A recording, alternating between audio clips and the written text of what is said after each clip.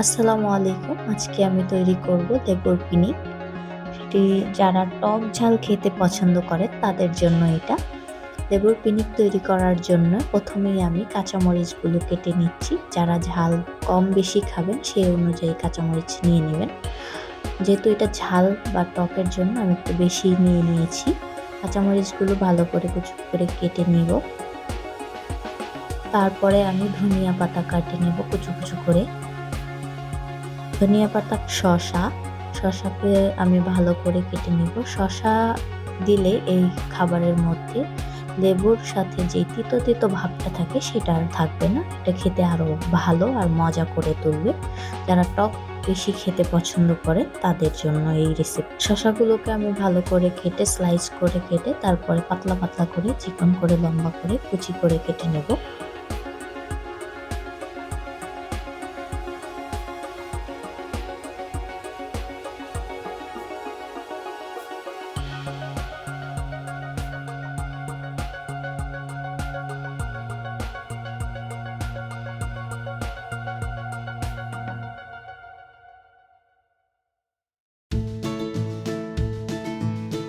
কাটা হয়ে গেলে তারপরে আমি লেবুটাকে গোল করে পাতলা করে কেটে নিব। লেবু যত পাতলা করে কাটবেন এই পিনিকটা খেতে আরো বেশি ভালো লাগবে। কোনো তেতো ভাব আসবে না, টকের পরিমাণটাও ভালো থাকবে। লেবুগুলোকে আমি গোল গোল করে কেটে পাতলা করে কেটে একটি যে প্লেটের মধ্যে সুন্দর করে গুছিয়ে নিচ্ছি।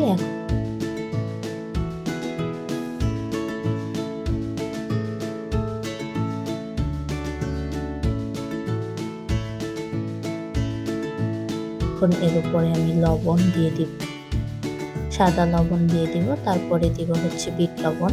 ভালো করে মিশিয়ে দিব যাতে সবগুলো লেবুর মধ্যে পড়ে এবং টেস্টটা ভালো আসে। বিট লবণ দেওয়া হয়ে গেলে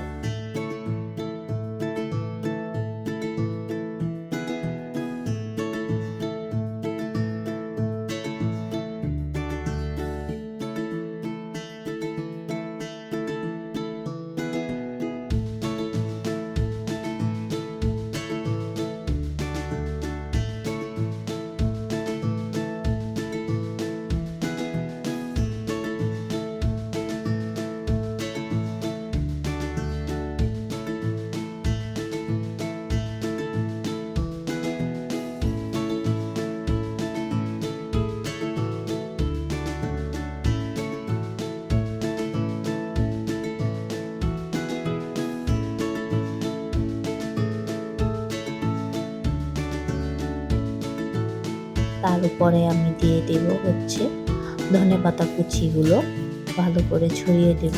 এতে ফ্লেভার এবং গ্রানটা খুব সুন্দর আসবে। তারপরে দিব হচ্ছে কাঁচামরিচের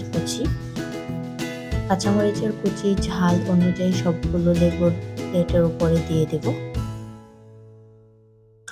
কাঁচামরিচগুলো দেওয়া হয়ে গেলে এর উপরে আমি দিয়ে দেব শুকনো মরিচের গুঁড়া, ভাজা শুকনো মরিচের গুঁড়ো আমি দিয়ে দেব তার উপরে।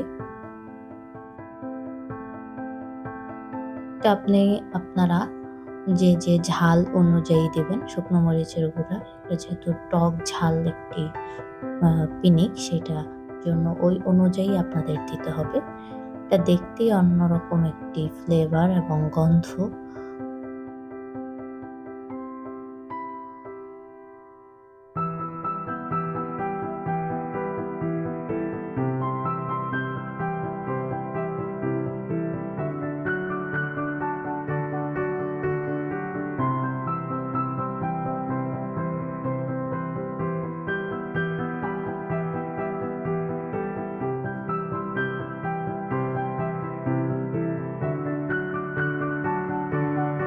তারপরে দিয়ে দেব শশা কুচিগুলো দিয়ে দেব সুন্দর করে।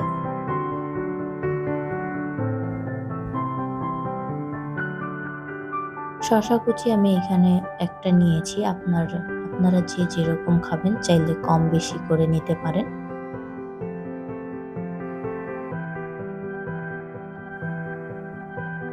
শসা কুচিগুলো দিয়ে দেওয়ার পরে এখন আমি উপরে দিয়ে দিচ্ছি চাট মশলা।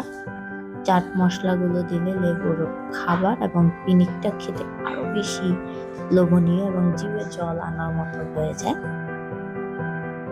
এটা তৈরি করে খেলে অনেক ভালো লাগবে। টক ঝাল দুপুরে গরমের মধ্যে খেতে অনেকই ভালো। অবশ্যই আপনারা বাসায় একবার তৈরি করে খেয়ে দেখবেন।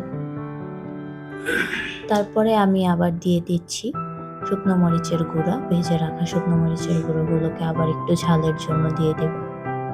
শুকনো মরিচের গুঁড়ো দিয়ে আবার একটু বিট লবণ দেব।